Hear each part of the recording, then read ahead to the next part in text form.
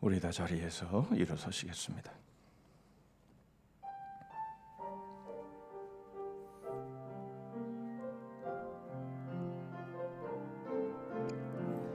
우리의 모임 중에 임하신 하나님 영광 아름다워라. 존귀한 왕이 여기 계시니 사랑하며 섬기리.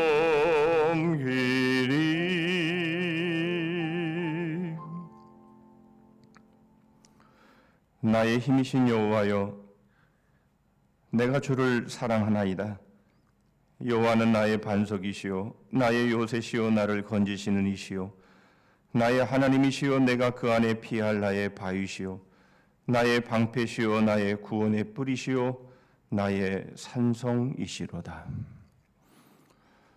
저희의 산성 되시는 하나님 아버지, 오늘도 저희들에게 복된 주일 허락하여 주시고 하나님의 존전에 나와 엎드려 예배케 하시니 감사합니다.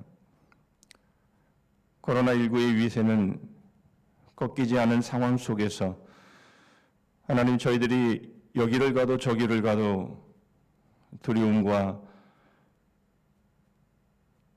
여러 어려움 속에서 지낼 수밖에 없지만은, 그러나 하나님은 항상 저희와 함께 하시고 저희를 지키시며 저희를 인도하시는 하나님이심을 믿기에 오늘도 하나님 앞에 감사하며 하나님 앞에 나와 예배하며 저희들의 삶을 드리며 저희들의 중심을 드리며 저희들의 사랑을 하나님 앞에 드리기를 원합니다. 저희들 가운데 임재하여 주셔서 하나님이 저희를 얼마나 사랑하시며 어떻게 사랑하셨는지, 그 사랑의 깊이와 넓이와 높이가 어떠한지를 저희가 분명히 깨닫는 시간이 되게 하여 주시옵소서.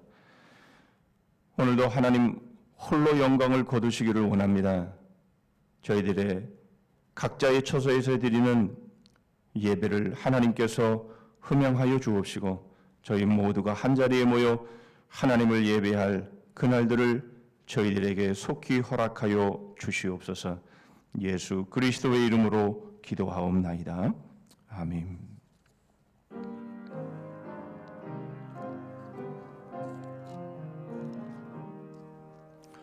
다 찬양하여라. 전능왕 창조의 주께 내 헌화 주 찬양 평강과 귀원의 주님. 성도들아,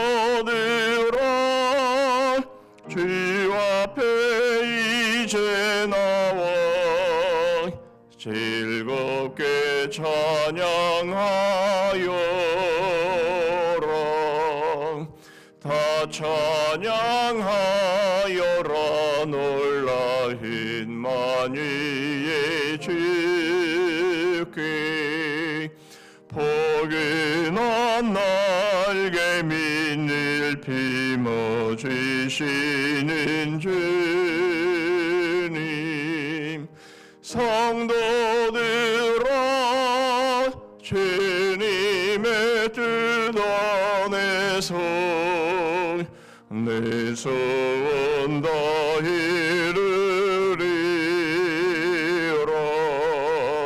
다 찬양하여라. 온 몸과 마음을 바쳐 이 세상 만물이 주 앞에 다 나와 찬양. 성도들아, 깊이게 소리 높여 영원히 찬양하여라.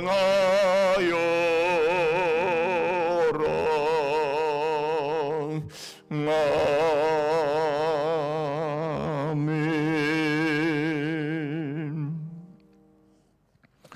교동문 84번 히브리서 11장을 교독하시겠습니다. 믿음은 바라는 것들의 실상이요 보이지 않는 것들의 증거니 믿음으로 모든 세계가 하나님의 말씀으로 지어진 줄을 우리가 아나니 믿음으로 아벨은 가인보다 더 나은 제사를 하나님께 드림으로 의로운 자라 하시는 증거를 얻었으니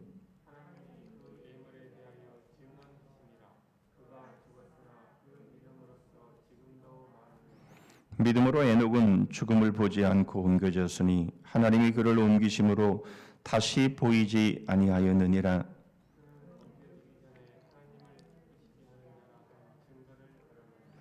믿음이 없이는 하나님을 기쁘시게 하지 못하나니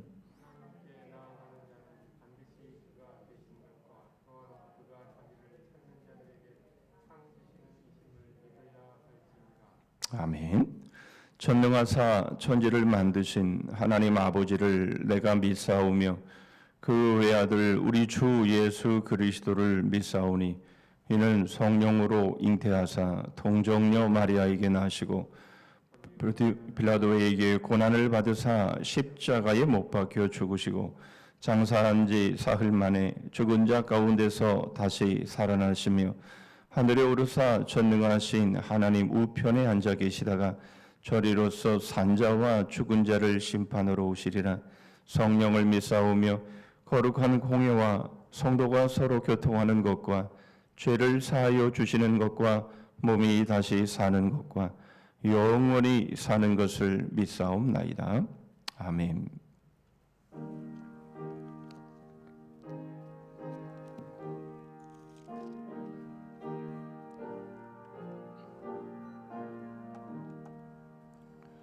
내 주 되신 주를 참 사랑하고 곧 그에게 죄를 다 고합니다. 그는 은혜를 주신 내 예수시니 이전보다 더욱 사랑합니다. 주 나를 사랑하사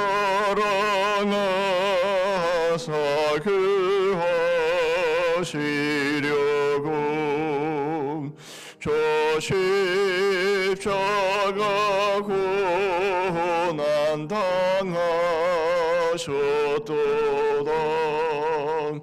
그가 시간 쓰신 내 주 배우니 이전보다 더욱 사랑합니다.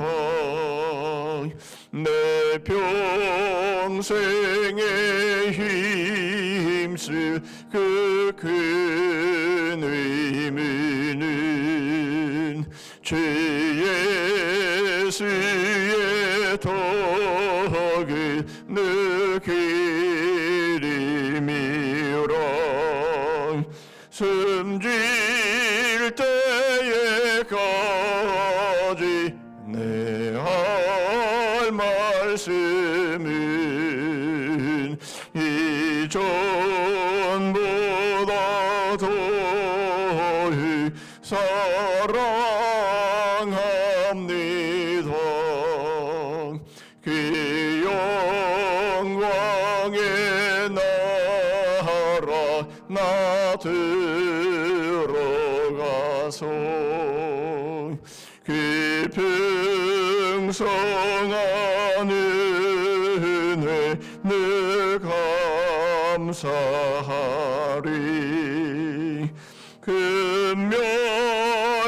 금멸관 쓰고 나 찬송할 마.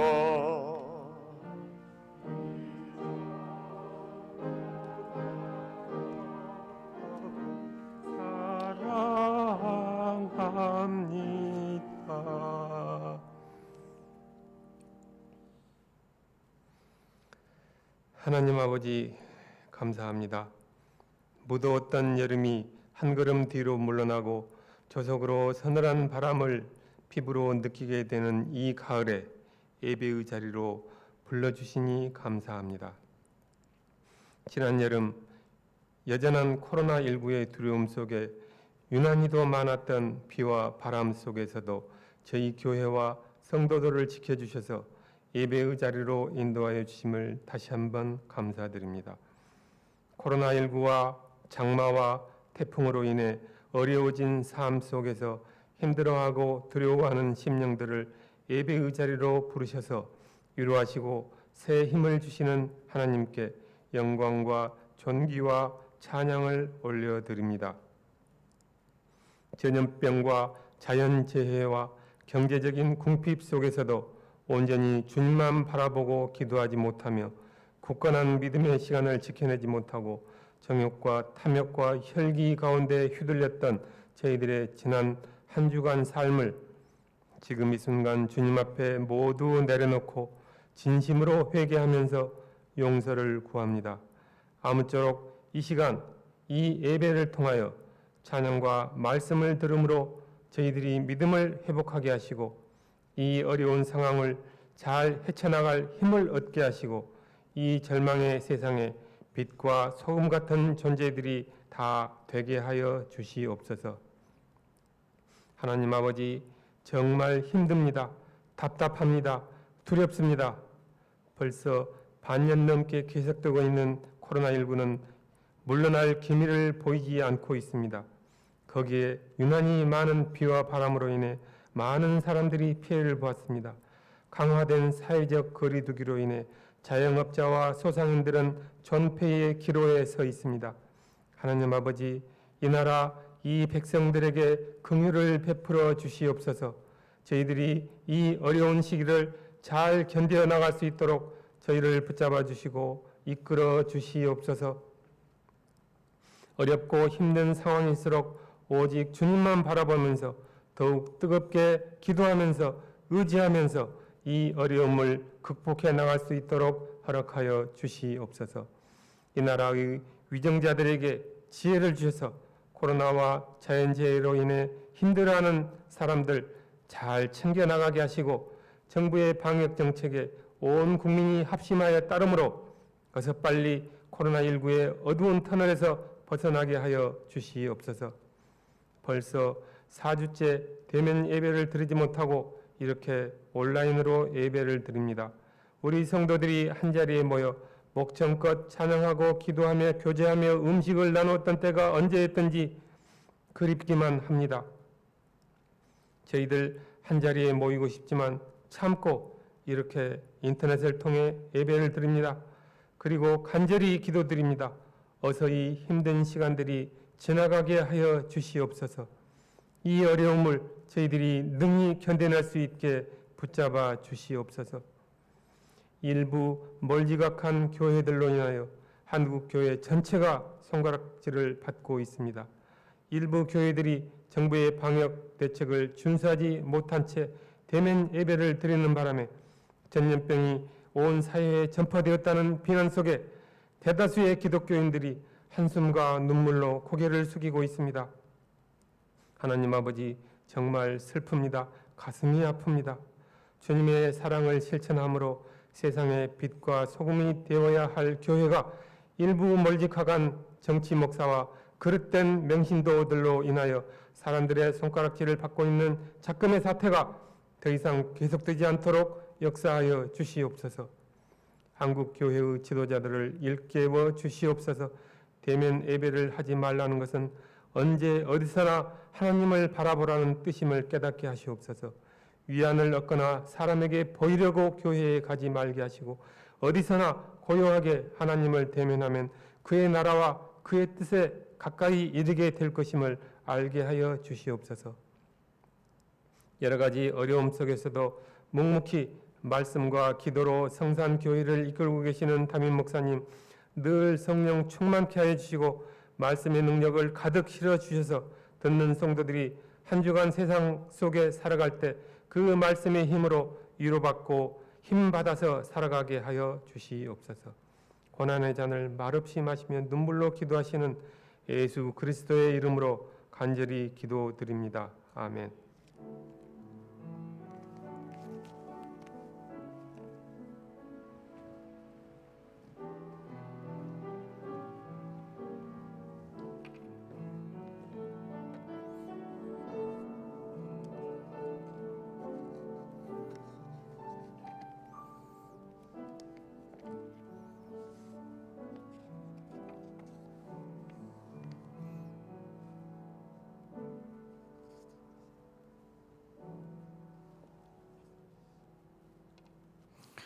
이 시간 우리에게 주시는 하나님의 말씀은 구약 성경 창세기 44장입니다. 창세기 44장 1절 말씀부터 17절 말씀까지 보십니다. 제가 가진 성경으로 구약 성경 70쪽에 있습니다. 창세기 44장 1절부터 17절까지 제가 봉독하겠습니다. 요셉이 그의 집 청지기에게 명하여 이르되 양식을 각자의 자루에 운반할 수 있을 만큼 채우고 각자의 돈을 그 자루에 넣고 또 네 잔 곧 은잔을 그 청년의 자루 아귀에 넣고 그 양식값 돈도 함께 넣으라 하며 그가 요셉의 명령대로 하고 아침이 밝을 때에 사람들과 그들의 나귀들을 보내니라. 그들이 성읍에서 나가 멀리 가기 전에 요셉이 청지기에게 이르되 일어나 그 사람들의 뒤를 따라가서 그들에게 이르기를 너희가 어찌하여 선을 악으로 갚느냐 이것은 내 주인이 가지고 마시며 늘 점치는 데에 쓰는 것이 아니냐 너희가 이같이 하니 악하도다 하라. 청지기가 그들에게 따라가서 그대로 말하니 그들이 그에게 대답하되 내 주여 어찌 이렇게 말씀하시나이까 당신의 종들이 이런 일은 결단코 아니하나이다.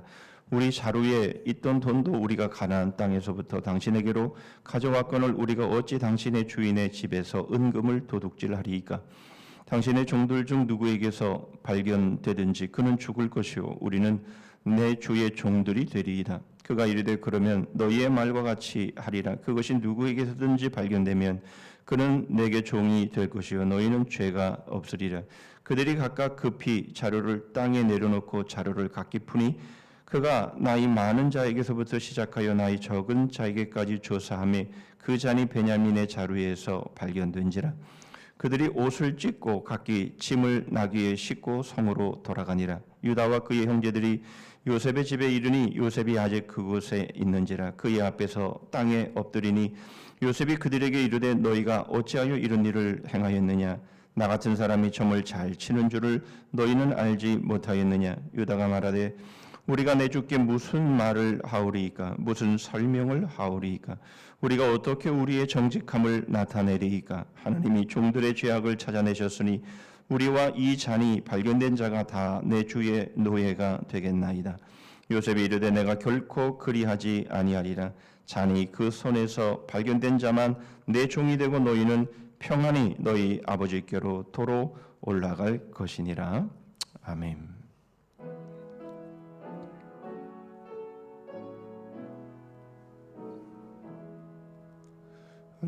나의 보화 드리니 주여 받아 주셔서 하늘나라 위하여 주 뜻대로 쓰소서.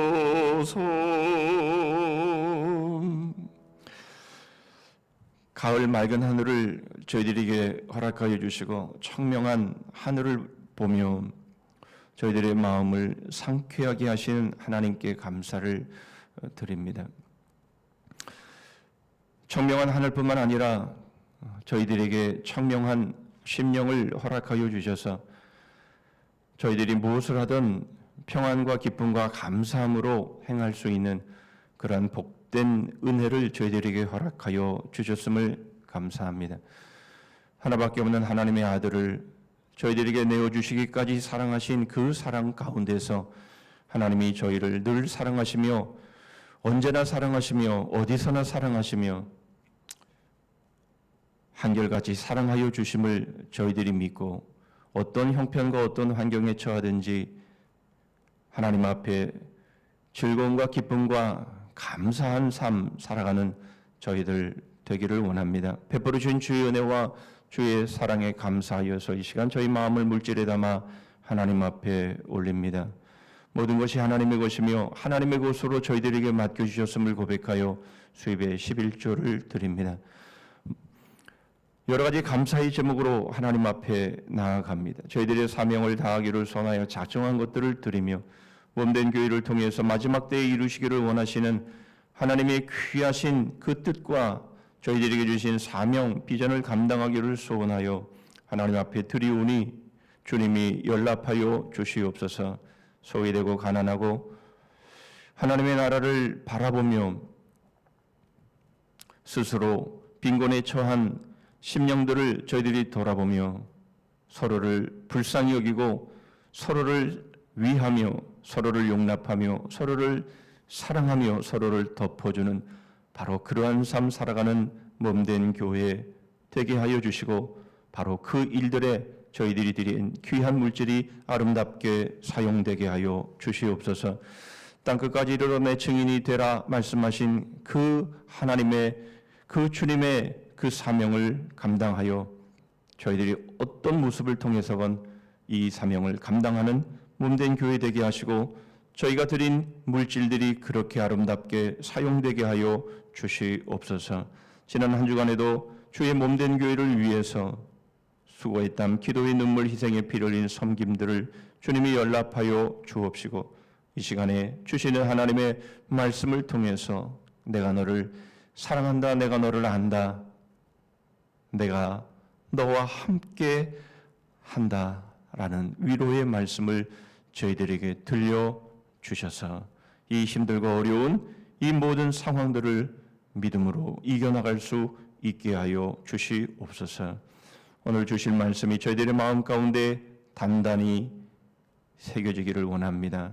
잘 박힌 못이 되어 저희들의 삶 전체를 말씀 위에 걸게 하여 주시옵소서. 예수 그리스도의 이름으로 기도하옵나이다. 아멘.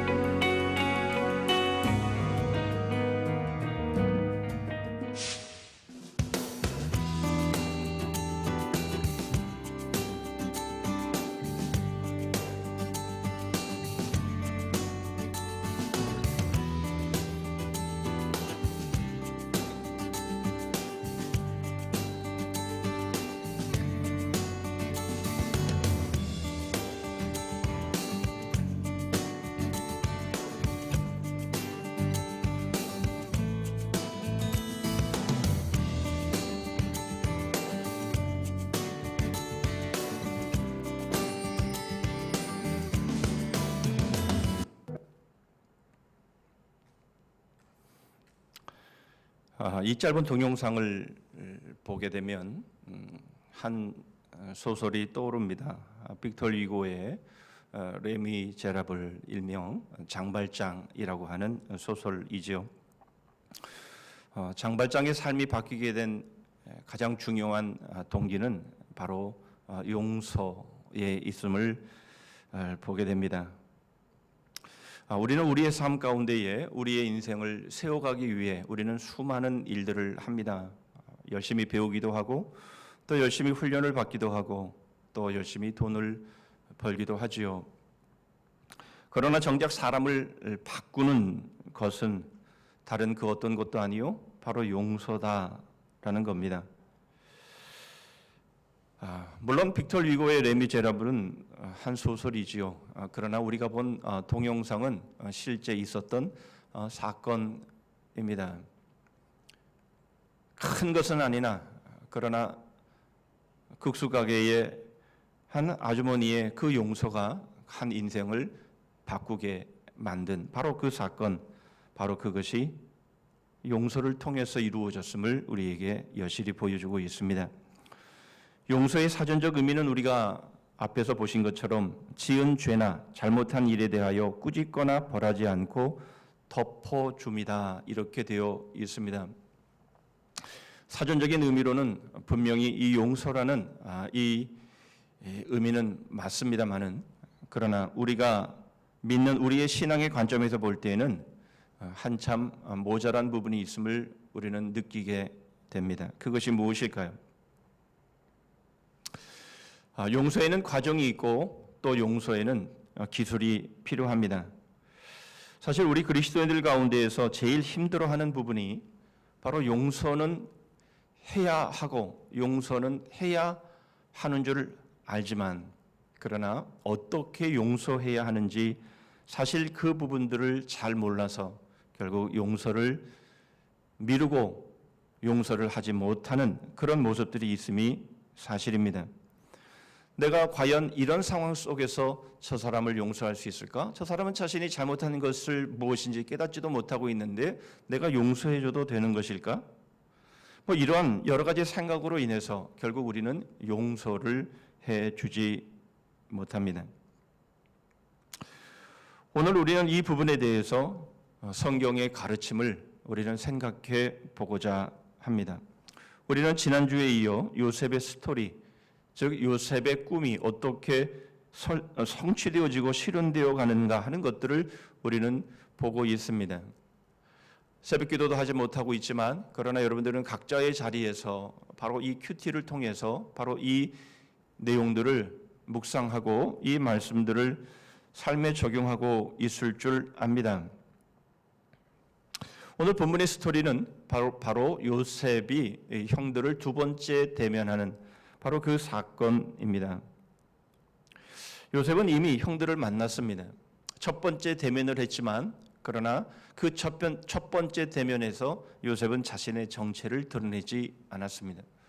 뿐만 아니라 오늘 본문을 통해서도 우리가 보지만 두 번째 대면을 하고 이제 헤어지는 상황 속에서도 요셉은 자신의 정체를 드러내고 있지 않습니다. 왜 요셉은 첫 번째 대면에도 두 번째 대면에도 이제 헤어지는 그 상황 속에서도 요셉은 자신의 정체를 드러내지 않았을까요? 우리가 보고 있는 이 큐티집의 오늘 본문의 제목이 요셉의 시험이라 이런 제목으로 붙여져 있습니다. 우리는 과연 요셉이 형들을 시험하기 위해서 자신의 정체를 드러내지 않았을까? 한편으로는 시험이라고 하는 그 단어가 이해되면서도 또 한편으로는 과연 그것만일까라고 하는 생각을 하게 만듭니다. 사실 요셉은 형들을 이미 용서했기 때문입니다. 요셉이 형들을 시험하면서 형들이 어떻게 하는 것을 보고 내가 용서를 해줄까? 안 해줄까? 그것을 알아보기 위해서 지금 자신의 정체를 드러내고 있지 않다. 우리는 그렇게 말할 수 없는 것이죠. 그렇다면 요셉은 왜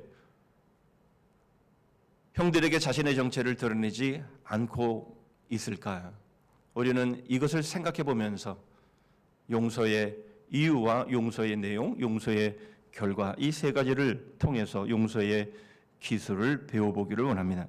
먼저 왜 용서를 해야 할까요? 우리는 그 용서를 해야 되는 이유를 먼저 4절을 통해서 찾아보겠습니다. 4절 말씀입니다. 그들이 성읍에서 나가 멀리 가기 전에 요셉이 청지기에게 이르되 일어나 그 사람들의 뒤를 따라가서 그들에게 이르기를 너희가 어찌하여 선을 악으로 갚느냐. 요셉은 형들에게 자신의 정체를 드러내지는 않았지만 그러나 계속해서 자신이 할 수 있는 모든 선을 행하고 있음을 보게 됩니다. 오늘 1절도 그것을 잘 보여주고 있습니다. 요셉이 그의 집 청지기에게 명하여 이르되 양식을 각자의 자루에 운반할 수 있을 만큼 채우고 각자의 돈을 그 자루에 넣고, 물론 요셉의 마음 가운데는 이제 형들을 다시 자기에게로 데리고 올 것이라는 계획을 세우고 있었지만 그러나 요셉은 형들에게 자신이 할 수 있는 모든 선을 아낌없이 행하고 있음을 분명히 보여주고 있습니다. 왜냐하면 첫 번째 대면에서도 그 모습이 그대로 나타나 있기 때문에 그렇습니다. 창세기 42장 24절과 25절입니다. 요셉이 그들을 떠나가서 울고 다시 돌아와서 그들과 말하다가 그들 중에서 시몬을 끌어내어 그들의 눈앞에서 결박하고 명하여 곡물을 그 그릇에 채우게 하고 각 사람의 돈은 그의 자루에 도로 넣게 하고 또 길 양식을 그들에게 주게 하니 그대로 행하였더라. 요셉은 형들에게 자신이 할 수 있는 모든 선을 베풀었습니다. 우리가 읽었던 본문 4절에서도 너희들이 어떻게 선을 악으로 갚느냐, 물론 이것은 요셉이 자신의 종에게 들려준 말이지만 그러나 요셉이 형들에게 한 일은 분명 자신이 할 수 있는 선, 형들에게 베풀 수 있는 그 모든 것을 행했다라는 것을 우리는 분명히 알 수 있습니다. 그럼에도 불구하고 요셉은 자신의 형들 앞에서 자신의 정체를 드러내고 있지 않습니다. 왜 그렇습니까? 분명한 것은 자신의 정체를 드러내기 전에 먼저 확인해야 될 것이 있었기 때문이죠. 물론 말씀드린 것처럼 요셉은 이미 형들을 용서했습니다. 만일 그렇지 않았다면 요셉은 형들을 대면했을 때에 자신의 정체를 드러내고 형들을 정죄하고 형들 모두를 감옥에 가두어 버렸을 것입니다. 그러나 요셉은 그렇게 하지 않았습니다. 물론 둘째 형 시므온을 감옥에 가두기는 했지만 그것은 형들을 용서하지 않았기 때문이 아니라 자신이 확인해야 될 문제가 있었기에 그런 과정이었기 때문인 것이었죠. 요셉이 형들을 만난 시기는 7년 풍년이 끝나고 7년 흉년이 시작된 이후입니다. 물론 더 정확히 표현한다면 흉년이 시작된 지 이제 2년이 지나고 남은 5년이 남은 시기쯤 되지만 그러나 이 1년의 이 사건과 이 상황을 놓고 보면 딱 그때라고 말하기는 어렵습니다. 어쨌든 첫 번째 대면한 바로 그 시점이 언제인지를 정확하게 우리는 알 수 없지만 분명한 것은 7년의 풍년이 끝나고 그리고 7년의 흉년이 시작되어진 어느 시점이라는 것은 알 수 있습니다. 무슨 말입니까? 적어도 요셉이 총리가 된 이후 8년의 시간들을 지나간 상황이었다라는 겁니다. 요셉은 총리가 된 지 이미 8년이 지난 상황입니다. 그런데 왜 요셉은 자기가 그토록 사랑하는 아버지 야곱 그리고 그 동생 베냐민을 보기 위해서 한달음에 달려가지 않았을까라는 것이죠. 총리의 직무가 너무도 바빴기 때문에 그랬을 수도 물론 있었을 것입니다.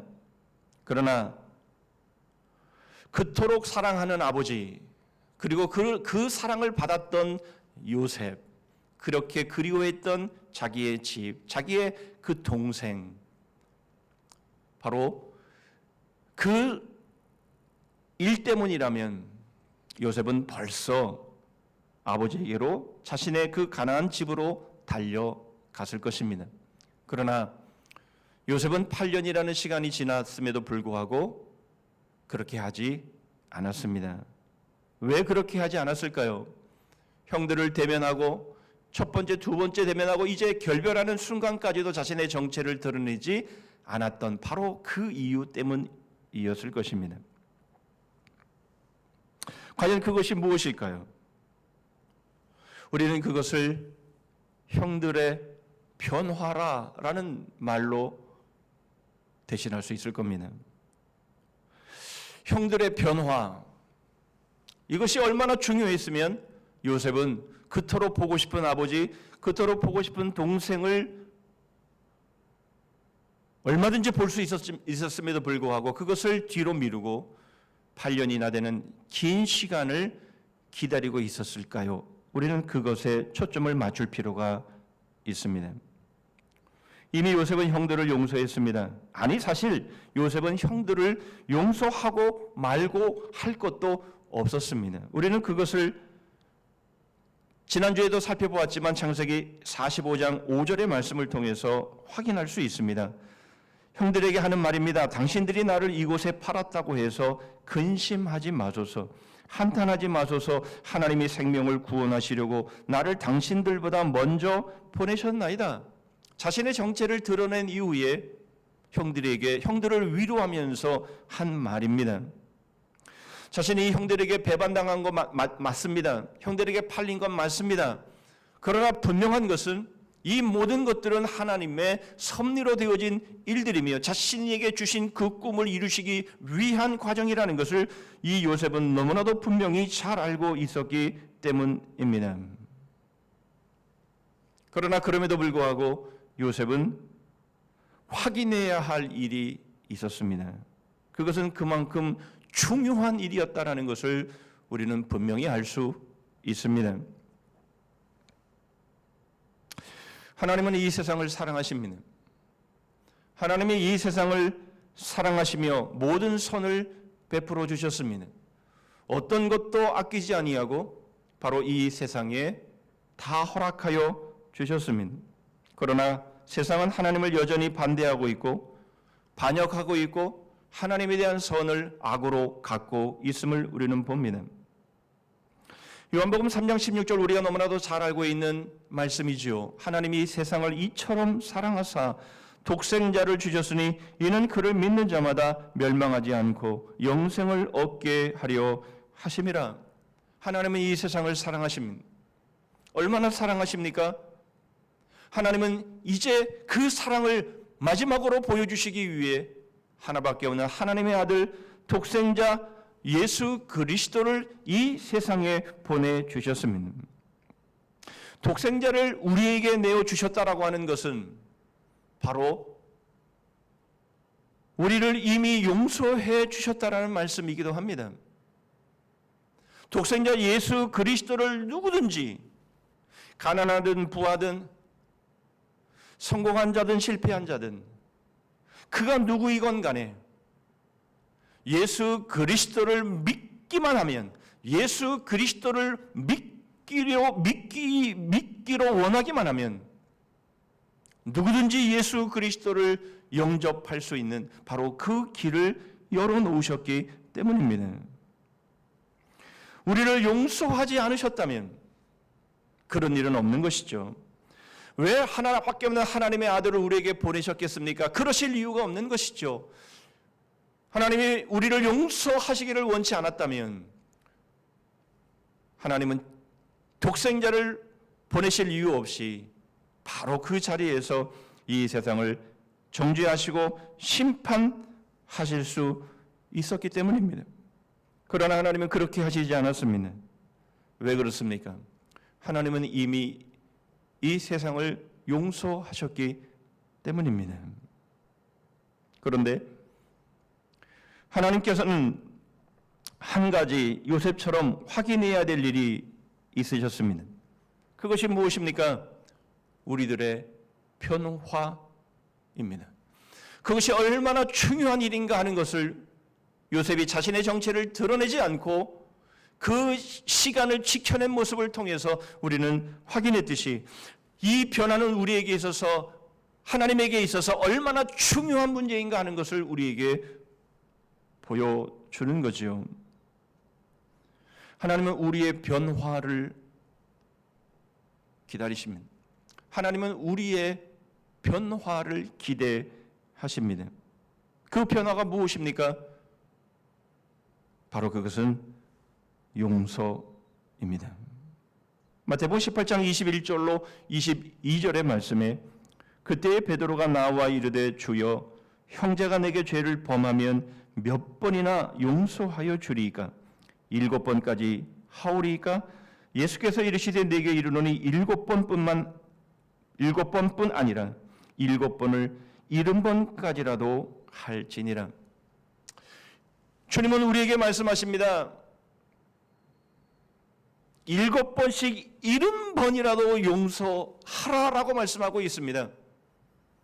772 49 490번 그때까지만 용서해 주고 491번째는 가차 없이 복수해라, 그런 말씀을 하고 있는 것이 아니죠. 이 말씀이 의미하는 바가 무엇입니까? 무한정 용서해 주라는 겁니다. 그러면서 주님께서 10,000달란트 빚진 자와 100데나리온 빚진 자에 대한 비유의 말씀을 하십니다. 10,000달란트 빚을 진 자가 주인에게 탕감을 받았습니다. 그런데 이 10,000달란트 탕감을 받은 자가 자신에게 100데나리온 탕감받은 자는 그 빚을 탕감해 주지 아니하고 그 100데나리온을 받기 위해서 모든 수단을 사용을 합니다. 주인이 그 소식을 들었습니다. 그리고는 100데나리온 빚을 탕감해 주지 아니한 10,000달란트 탕감받은 사람을 향해서 이렇게 말씀하시죠. 마태복음 18장 32절로 34절의 말씀입니다. 이에 주인이 그를 불러다가 말하되 악한 종아, 네가 빌기에 내가 내 빚을 전부 탕감하여 주었거늘 내가 너를 불쌍히 여긴과 같이 너도 내 동료를 불쌍히 여김이 마땅하지 아니하냐 하고 주인이 노하여 그 빚을 다 갚도록 그를 옥졸들에게 넘기니라. 여러분, 우리에게 말씀하시는 말씀이 무엇입니까? 여러분, 우리가 용서할 수 있는 것, 우리가 누군가를 우리에게 잘못한 사람에게 우리가 그것을 되갚지 아니하고 그것을 덮어줄 수 있는 것, 바로 그것은 우리가 용서받았기 때문에 가능한 것이다라는 것을 우리에게 말씀하고 있는 것이죠. 결국 용서하지 않으면 용서받지 못한 증거다라고 하는 것을 우리에게 말씀하고 있는 것입니다. 독생자 예수 그리스도를 우리에게 보내주셨고 우리를 용서하여 주셨다면 우리도 마땅히 우리에게 잘못한 사람들을 용서해 주는 것, 그것이 바로 용서받은 자의 증거이며 용서받은 자가 마땅히 할 일임에도 불구하고 우리는 하나님께 용서를 받았음에도 불구하고 우리가 누군가를 용서하지 못한다면 우리는 결국 하나님께 용서받은 것조차 인정하지 않는 것임을 보여주는 증거인 겁니다. 그러므로 여러분, 우리는 용서받기 위해서 용서하는 것이 아니라 용서를 받았기에 우리는 용서를 하는 것이죠. 이것이 바로 우리가 용서를 해야 되는 이유입니다.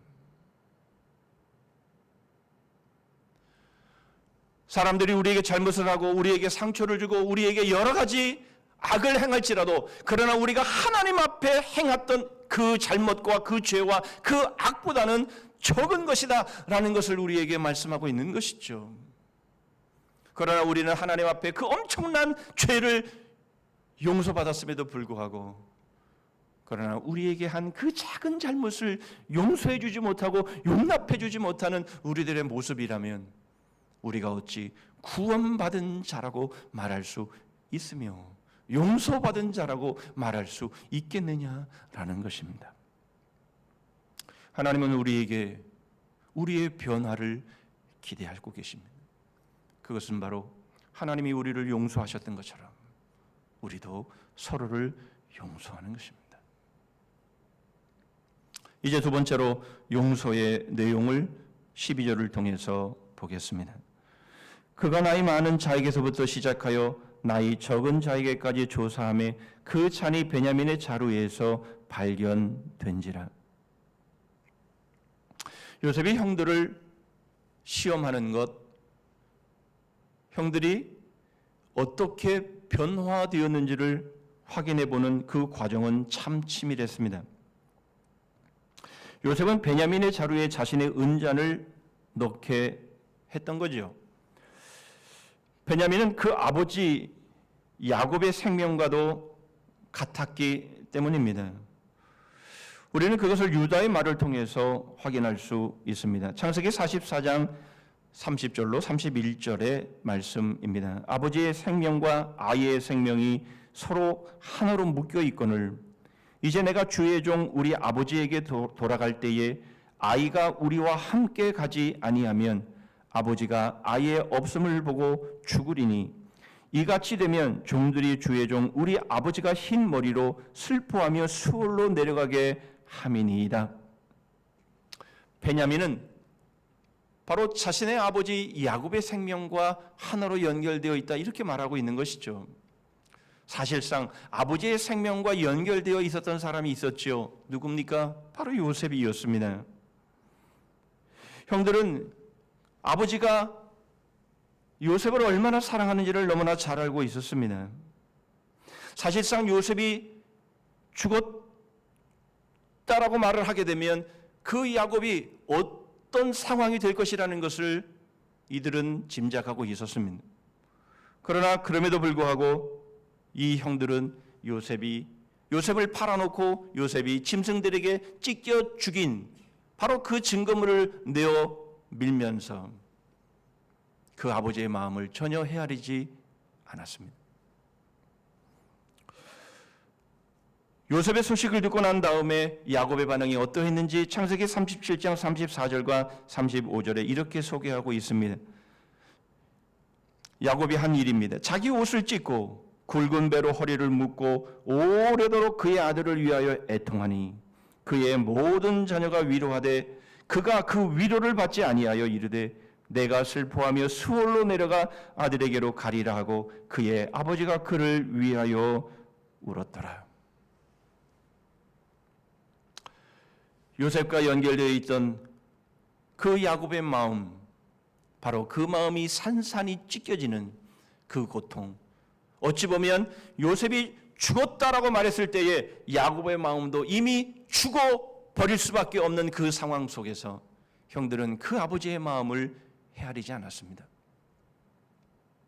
결국 요셉은 베냐민을 통해서 형들이 아버지의 마음을 얼마나 헤아리고 있는지, 형들이 그 부분에 있어서 어떤 변화가 있었는지에 대해서 확인하려고 했음을 우리는 이 모습을 통해서 우리는 발견할 수 있는 거죠. 이것이 바로 요셉이 확인하기 위해 자기의 정체를 드러내지 않고 오랜 시간 동안 한 걸음에 아버지를 향해 달려가고 싶었지만, 한 걸음에 달려가 자기의 사랑하는 동생 베냐민을 보고 싶었지만, 그러나 그것을 그렇게 오래도록 참고 참았던 이유가 무엇인지를 보여주고 있는 대목입니다. 중요한 것은 바로 아버지의 마음이었습니다. 요셉은 형들에게서 아버지의 마음을 헤아리는 형들의 변화를 유다의 고백을 통해서 확인하게 됩니다. 창세기 44장 32절로 34절의 말씀입니다. 주의 종이 내 아버지에게 아이를 담보하기를 내가 이를 아버지께로 데리고 돌아오지 아니하면 영영이 아버지께 죄짐을 지리이다 하였사오니 이제 주의 종으로 그 아이를 대신하여 머물러 있어 내 주의 종이 되게 하시고 그 아이는 그의 형제들과 함께 올려 보내소서. 그 아이가 나와 함께 가지 아니하면 내가 어찌 내 아버지에게로 올라갈 수 있으리이까? 두렵건대 제 해가 내 아버지에게 미침을 보리이다. 유다의 이 고백을 통해서 요셉은 형들이 변했음을 확인하게 됩니다. 사실 요셉은 형들이 자신들에게 한 일에 대해서는 관심이 없었습니다. 이미 용서했기 때문입니다. 그러나 중요한 것은 형들이 아버지의 마음을 헤아리는 바로 그 헤아림의 변화가 있었는지에 대해서 요셉은 확인해 보고 싶었던 겁니다. 그것이 그만큼 중요했던 것임을 보여주고 있는 거죠. 바로 예수 그리스도도 그러하셨습니다. 예수 그리스도에게 중요한 것은 그 어떤 것도 아니요 바로 하나님 아버지 성부 하나님의 마음, 성부 하나님의 뜻이었습니다. 그것을 위해서 예수 그리스도는 하나님의 본체, 하나님의 그 자리를 비우시고 종의 모습, 바로 인간의 모습으로 이 땅에 오셨습니다. 그리고 이 땅에 살아가심에 정말 홈리스처럼 여우도 날아가는 새도 보금자리가 있지만 그러나 인자는 머리 둘 것이 없다라고 말씀하시면서 그렇게 가난하게 사셨습니다. 예수님께서 십자가에서 죽음을 당하실 때에 주님이 남겨놓으신 재산이란 주님의 겉옷 그것 하나였습니다. 뿐만 아니라 주님은 바로 하나님의 그 뜻을 이루어 드리기를 위해서 십자가에 오르셨고 십자가에서 현저하게 욕보임을 당하시며 온 모습을 벌거벗김 당하시며 죄인된 모습으로 이 땅에서의 삶을 마치십니다. 주님께서 행하신 이 모든 일들은 무엇을 위한 것입니까? 바로 아버지의 뜻을 위한 것이었습니다. 바로 아버지의 마음을 위한 것이었습니다. 이것을 잘 보여주는 구절 하나가 있습니다. 그것이 바로 예수님은 다윗의 주님이셨지만 주님은 다윗의 자손으로 이 땅에 오셨다라고 하는 마가복음 11장 37절의 말씀입니다. 다윗은 시편 110편에 이런 고백을 하는 것이죠. 바로 예수 그리스도를 나의 주라 이렇게 고백을 하고 있는 겁니다. 주님께서 마가복음 12장 마지막 논쟁을 하시면서 이 질문을 하시며 역공을 하시죠. 다윗이 메시아를 향해서 구원자를 향해서 내 주라 그렇게 말을 했는데 어떻게 그가 다윗의 후손으로 올 수 있느냐라고 질문을 던지신 것입니다. 아무도 대답하지 못했습니다. 여러분 우리는 이 부분을 한번 곰곰이 생각해 봐야 합니다. 어떻게 다윗의 주가 되시는 그 메시아가 다윗의 후손으로 오실 수 있느냐라는 것입니다. 그러나 우리 주님은 다윗의 주님이시지만 그러나 바로 다윗의 주님이신 그분이 오히려 다윗의 후손으로 다윗의 자손으로 이 땅에 오셨습니다. 왜 그렇게 하신 것입니까? 아버지의 뜻 때문입니다. 하나님 아버지의 그 마음 때문입니다. 바로 그것을 성취해 드리기 위해서 다윗의 주님이시나 그러나 그분이 다윗의 자손으로 다윗의 후손으로 이 땅에 오셨고 참으로 이 땅에 종의 모습으로 가난한 자의 모습으로 죄인된 모습으로 그렇게 삶을 사시며 아버지의 마음을 아버지의 뜻을 이루어 드립니다. 그러면서 바로 그 다음에 과부의 두 렙돈에 대한 주님의 인정함이 소개되고 있죠. 과부의 두 렙돈을 헌금하는 두 렙돈을 보시고는 그 헌금한 그 많은 자들보다 더 많이요 하나님 앞에 드렸다라고 주님께서 인정하십니다. 왜 그렇습니까? 바로 과부의 두 렙돈은 그의 전부였기 때문이라 그렇게 말씀하고 있는 거죠. 다른 많은 사람들은 그렇게 하지 않았습니다. 다른 사람들은 여분의 것을 하나님께 드렸습니다. 자신의 삶에 문제가 없을 만큼 그렇게 하나님 앞에 드렸던 거죠. 그러나 과부는 그렇게 하지 않았습니다. 과부는 자신의 전부를 드렸습니다.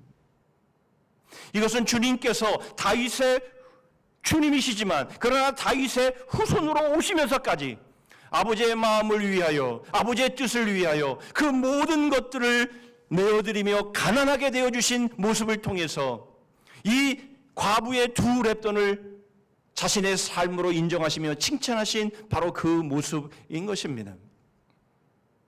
우리 주님의 마음은 바로 하나님 아버지의 마음에 있었습니다.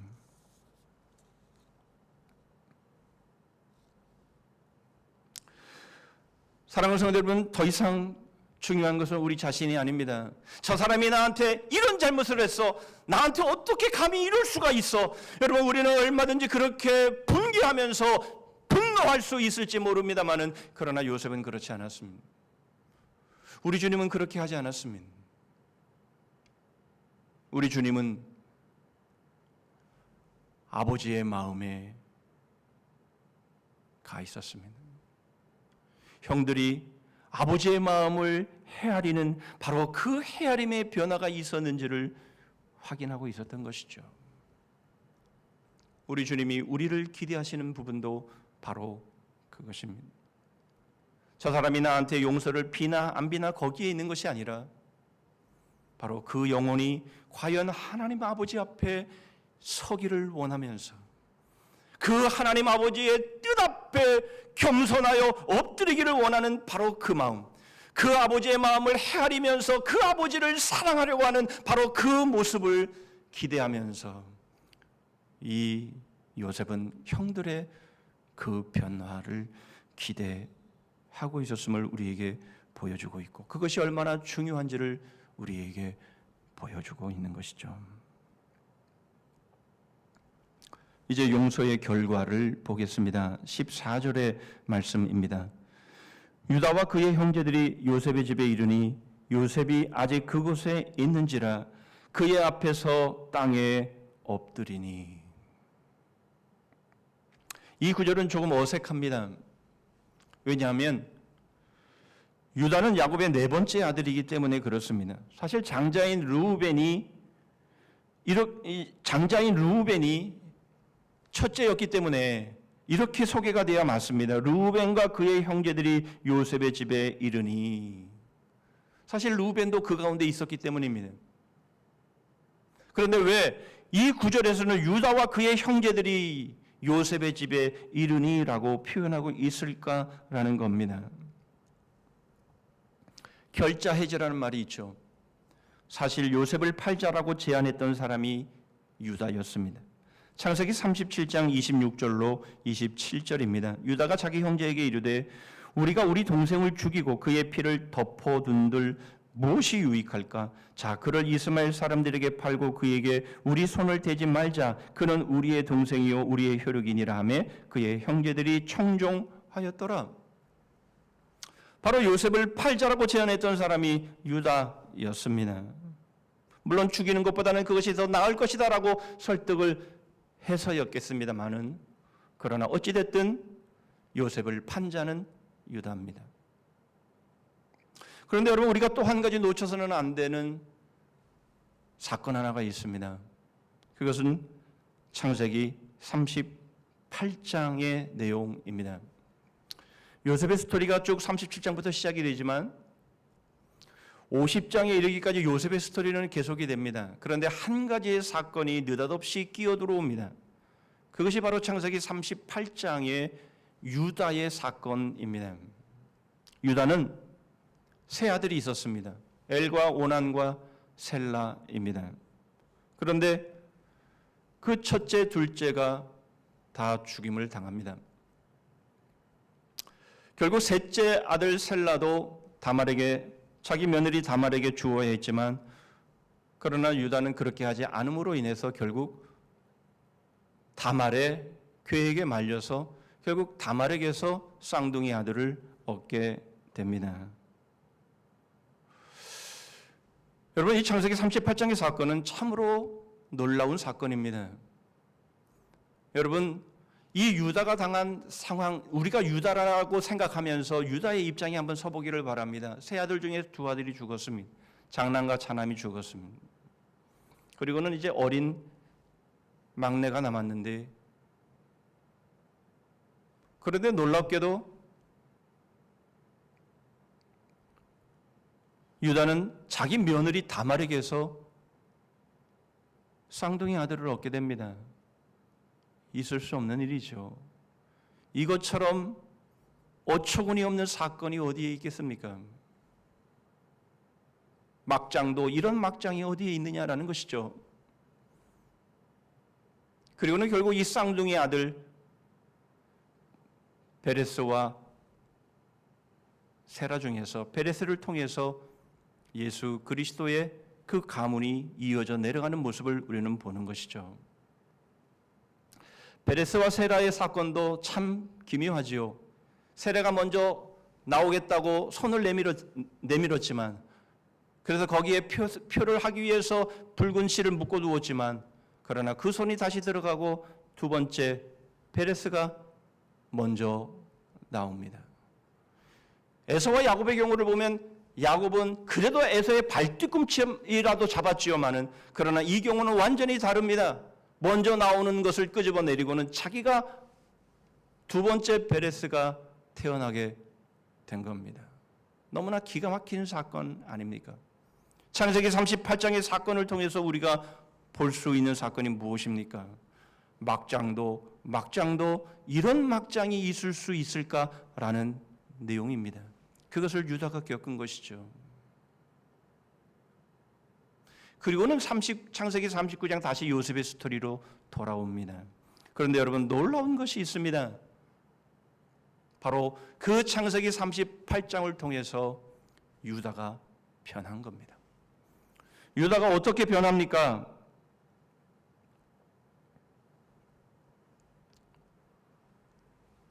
베냐민을 돌려보내고 자신이 대신 총리의 종이 되겠다라는 겁니다.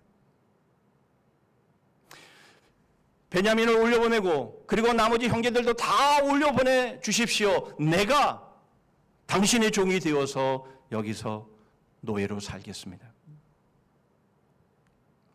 여러분, 어떤 변화가 있었는지, 어떤 과정에서 유다가 그렇게 변했는지 구체적인 것은 성경에 소개되고 있지 않습니다. 그러나 분명한 것은 유다는 아버지의 마음을 깨달았다라는 것이죠. 자기의 아들들을 잃으면서, 그리고 유다 다말과의 관계 속에서 쌍둥이 아들을 낳는 그 모든 과정 속에서 분명한 것은 유다가 변했다라는 겁니다. 요셉을 팔았던 바로 그 형 유다가 이제는 그 아버지의 마음을 헤아리고, 그리고는 자신이 대신하여 종이 되어 자신의 일평생을 희생하겠다라고 말하고 있는 것이죠. 여러분, 이것은 무엇입니까? 예수 그리스도의 족보 가운데서 참으로 막장의 그 가문의 스토리들로 채워진 예수 그리스도의 바로 그 족보, 바로 이것은 우리의 막장의 죄의 스토리들을 우리에게 말해주는 것 아니겠습니까? 바로 이러한 우리의 죄된 모습 가운데서 예수 그리스도가 이 땅에 오셨음을 우리에게 보여주시면서, 바로 유다가 그 막장의 선두에 서 있지만, 그러나 그 유다가 변해서 바로 예수 그리스도의 자리에 서 있어 자신의 동생들, 자신의 그 형들을 대신해서 자신이 대신 종이 되고 노예가 되겠다고 하는 것은 바로 예수 그리스도의 바로 그 모습을 너무나 분명하게 보여주는 변화인 것을 우리에게 보여주는 겁니다. 창세기 44장 33절입니다. 이제 주의 종으로 그 아이를 대신하여 머물러 있어 내 주의 종이 되게 하시고 그 아이는 그의 형제들과 함께 올려 보내소서.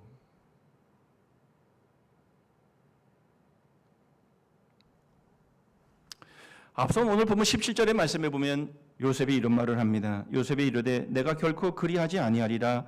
잔이 그 손에서 발견된 자만 내 종이 되고 너희는 평안히 너희 아버지께로 도로 올라갈 것이니라. 시험을 해본 거죠. 그러나 형들 유다를 포함해서 형들 모두는 그렇게 하기를 원치 않았습니다. 예전에는 다 그렇게 했지요. 그러나 더 이상 그렇게 하지 않았습니다. 형들도 변한 것이죠. 무슨 말입니까? 아버지의 마음을 헤아린 형들, 바로 아버지를 사랑하는 그 사랑이 바로 서로를 향한 사랑으로 이어져 가고 있음을 보여주고 있는 겁니다. 용서의 결과는 형제 사랑입니다. 지체 간의 사랑입니다. 서로 간의 사랑입니다. 전에는 자기의 동생을 팔자고 했던 유다입니다. 그런데 이제는 다른 형제들을 위해서 자신을 종으로 내어놓고 있습니다. 아버지를 사랑하는 자는 형제들을 사랑하게 됩니다. 하나님 아버지를 사랑하는 자는 하나님 아버지의 자녀들인 지체들을 사랑하게 됩니다. 이것이 바로 주님이 우리에게 말씀하시는 계명이지요. 마태복음 22장 37절로 40절입니다. 예수께서 이르시되 내 마음을 다하고 목숨을 다하고 뜻을 다하여 주 너희 하나님을 사랑하라 하셨으니 이것이 크고 첫째 되는 계명이요 둘째도 그와 같으니 내 이웃을 내 자신같이 사랑하라 하셨으니 이 두 계명이 온 율법과 선지자의 강령이니라.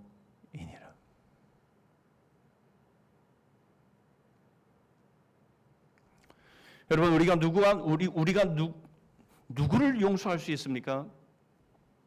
우리가 누구의 허물을 덮어줄 수 있습니까? 사전적인 의미는 그렇습니다. 그러나 우리는 누구의 허물도 덮어줄 수 있는 위치에 있지 않습니다. 왜냐하면 하나님의 아들이 우리의 주님 예수 그리스도가 바로 우리의 허물을 덮어주셨기 때문에 우리가 다른 사람의 허물을 덮어주게 된 것이기 때문입니다. 우리는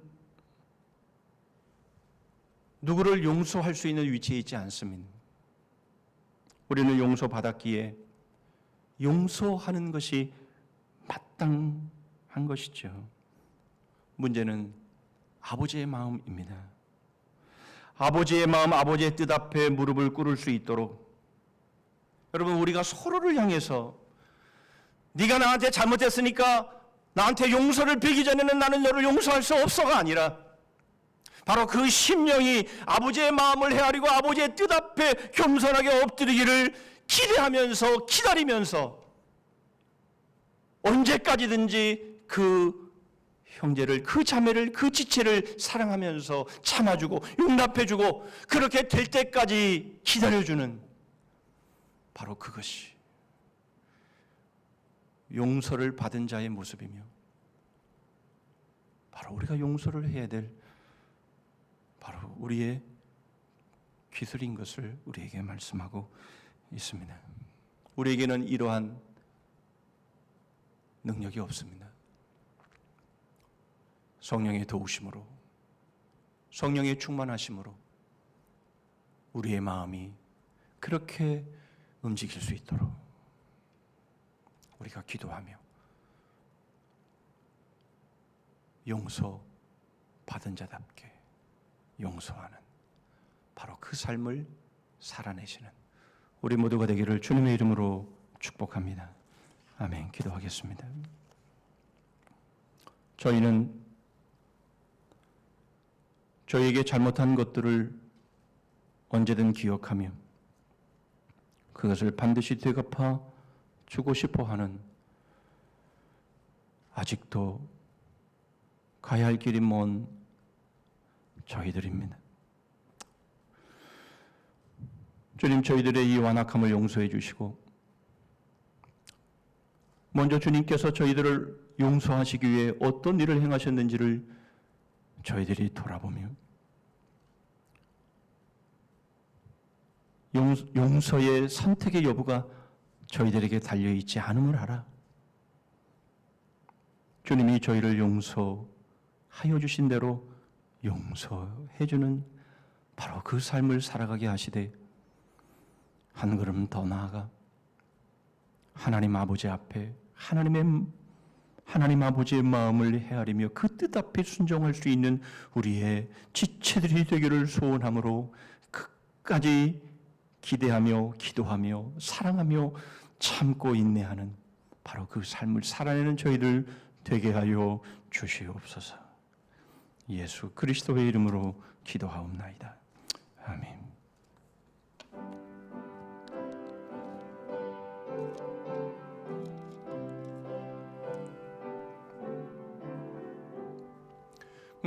아버지여, 이 죄인을 용납하여 주시고 예수님의 이름으로 구원하여 주소서. 아버지를 떠나산지 벌써 오래되었고 험한 길에 고난 몸이 이제 돌아옵니다.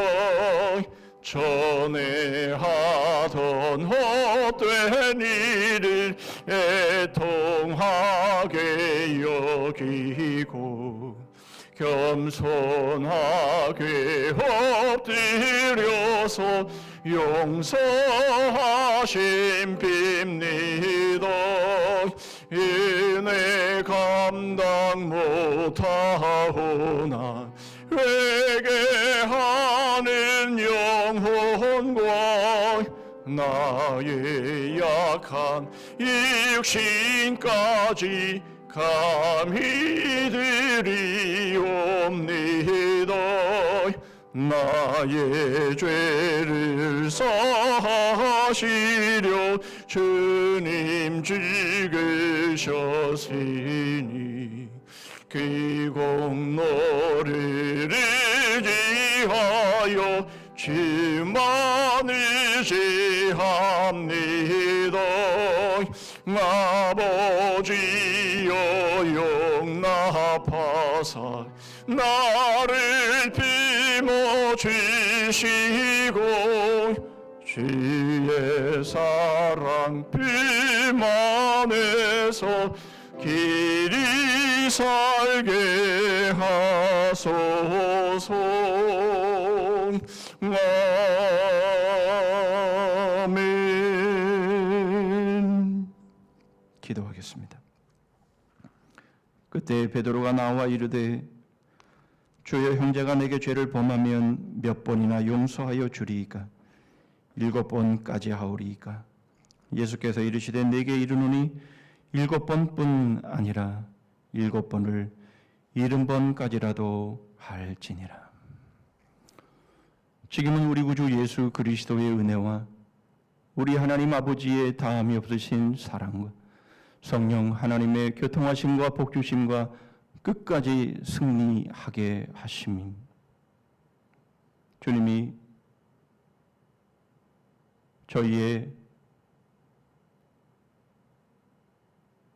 억만 죄악을 용서하여 주셨기에 서로의 잘잘못을 용서하되 끝없이 용서하며 그 영혼이 하나님 아버지 앞에 서기를 소원함. 그때까지 끝까지 사랑하기를 소원하며 주님의 그 사랑을 닮아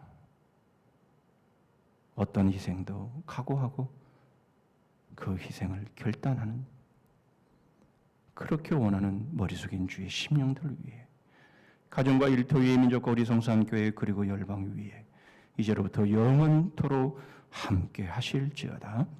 아멘.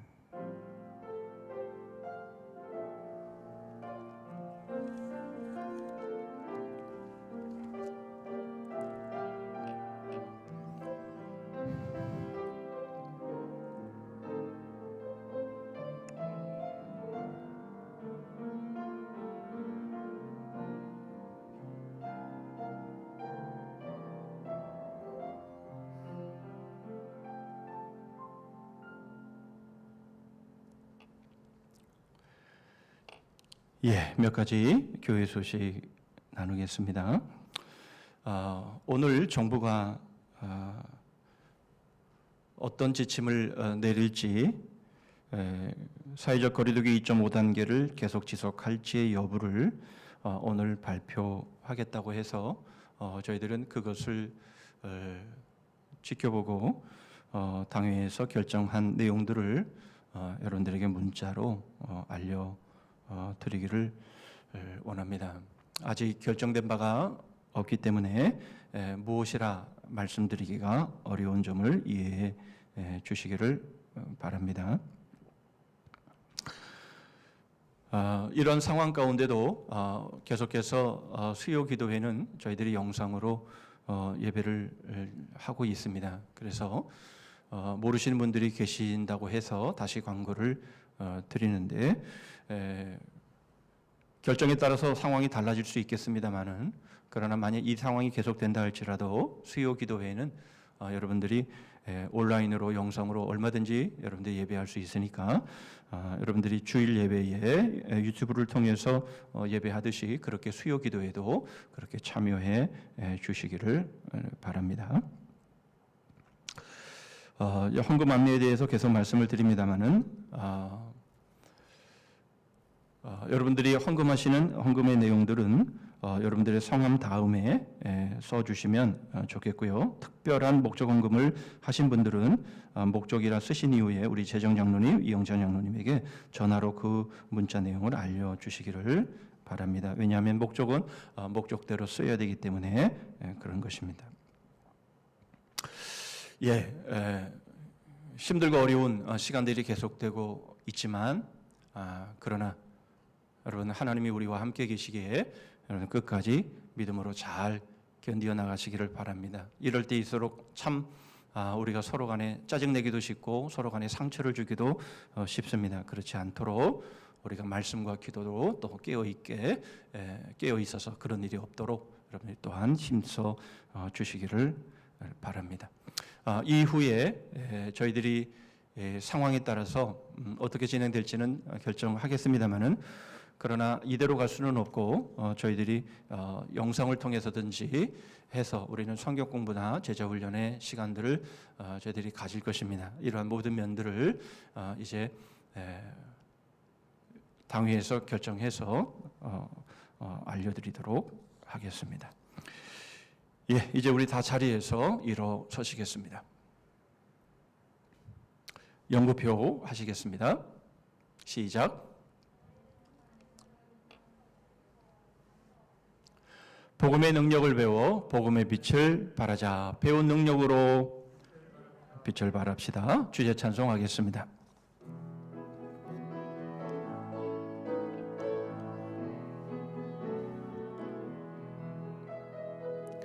일어나라 주의 백성, 빛을 발하라.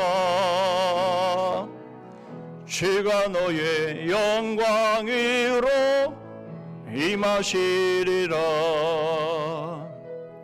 일어나라 주의 백성, 빛을 발하라.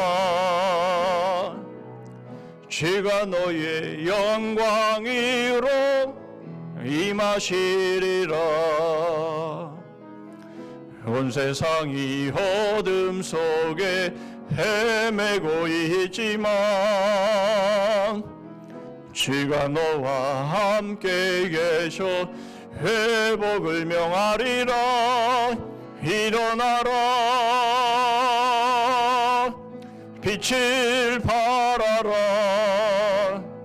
만 백성이 너의 빛을 보고 사방에서 나오네. 일어나라, 빛을 발하라. 만백성이 자유함을 얻어 기뻐하는도다.